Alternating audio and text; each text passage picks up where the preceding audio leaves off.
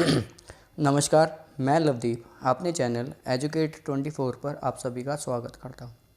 दोस्तों, सबसे पहले आप सभी को हार्दिक बधाई, क्योंकि हमारे चैनल पर 1K सब्सक्राइबर यानी कि 1000 सब्सक्राइबर जो है हमने वो कंप्लीट कर लिए हैं। तो उसी खुशी में आज मैं आपके सामने जो तुलसीदास जी का जीवन परिचय है उससे रिलेटेड कुछ बातें जो हैं आपके सामने थोड़ा सा शेयर करेंगे, जीवन परिचय और उनकी रचनाओं के बारे में। तो चलिए, हेडिंग थंबनेल आप सभी देख चुके हैं। गोस्वामी तुलसीदास जी के जीवन परिचय और उनकी रचनाओं के बारे में मैं आपसे बात करूँ। तो चलिए, ज़्यादा बातें ना करते हुए उनके जीवन के ऊपर थोड़ा जो हमने नोट्स बनाए हैं थोड़ा सा उनके माध्यम से वीडियो के बारे में बात करते हैं।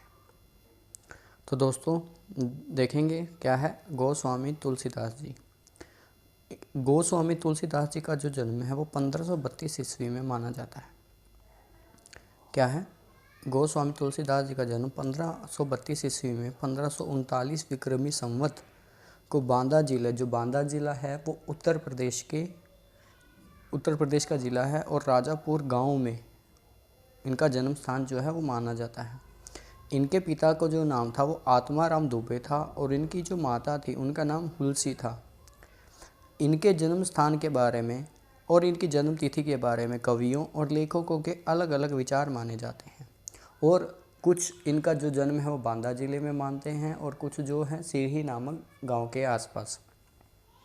इनके बचपन का जो नाम था वो क्या था? बचपन का नाम राम भोला।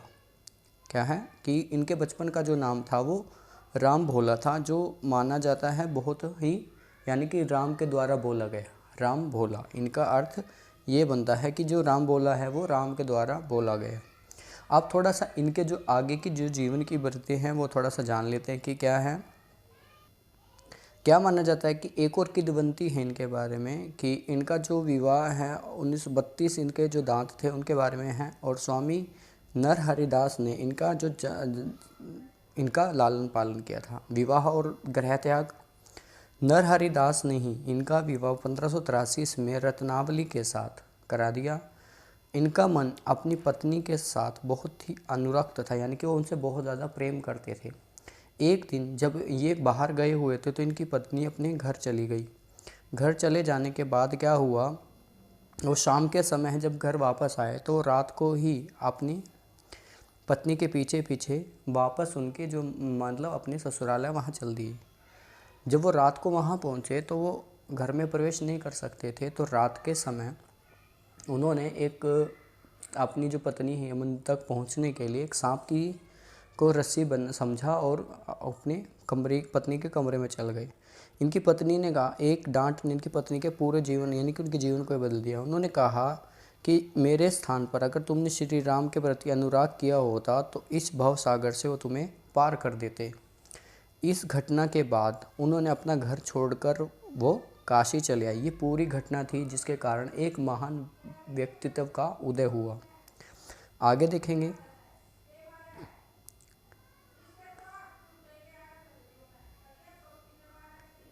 काशी जाने के बाद इन्होंने शेष सनातन नामक ब्राह्मण से वेद और पुराणों का ज्ञान प्राप्त किया। उन्होंने अपनी काशी बनारस में ही अपना जीवन व्यतीत किया। फिर वो वहाँ से काशी से अयोध्या चले आए, और यही संवत 1631 में इन्होंने रामचरितमानस की रचना की। हनुमान बारात नामक भी इन्होंने रचा, और 1623 में श्रावण शुक्ल सप्तमी की दिन तुलसीदास जी ने इस संसार से अपने जीवन के रूप में इन्होंने विदा ली। अब थोड़े से इनकी रचनाओं के बारे में मित्रों बात कर लेते हैं। कहा जाता है कि इन्होंने 12 महान ग्रंथ जो हैं प्रमाणिक माने जाते हैं, जिसमें सबसे पहले हैं रामचरितमानस। रामचरितमानस को तैयार करने में तुलसीदास जी को 2 वर्ष और 7 माह का समय लगा। ये अवधी भाषा का माना जाता है, और इस संसार में हिंदू धर्म के जो 2 महाकाव्य हैं उसमें रामायण प्रथम तौर पर आता है। इसकी रचना छंद और चौपाई प्रारूप में की गई है। आगे है विनय पत्रिका। आपकी विनय पत्रिका गीति काव्य में इसको माना जाता है विनय पत्रिका, और ये ब्रज भाषा में है। गीतावली ये भी मुक्त काव्य में है और ब्रज भाषा में है। दोहावली भी ब्रज भाषा में, गीतावली भी, जानकी मंगल और पार्वती मंगल। इसके अलावा कृष्ण गीतावली और रामाज्ञा प्रश्नावली पर भी इन्होंने अपनी लेखनी चलाई है। इनके कुछ उपनाम भी हैं। आचार्य रामचंद्र शुक्ल के द्वारा इन्हें भारतीय जनप्रतिनिधि का कवि जो है माना जाता है। इन्हें हिंदी का जातीय कवि और समन्वय कवि का नाम भी इनके द्वारा दिया जाता है। तो दोस्तों, आज हमने महासुर कवि जो हैं गोस्वामी तुलसीदास जी के बारे में अपनी जो लेखनी है उसके द्वारा जो माध्यम बातें की हैं, आई थिंक आपको अच्छी लगी होंगी। अगर आपको ये बातें अच्छी लगी हैं तो आप हमारे चैनल को सब्सक्राइब कर सकते हैं और एक छोटा सा लाइक ज़रूर करें।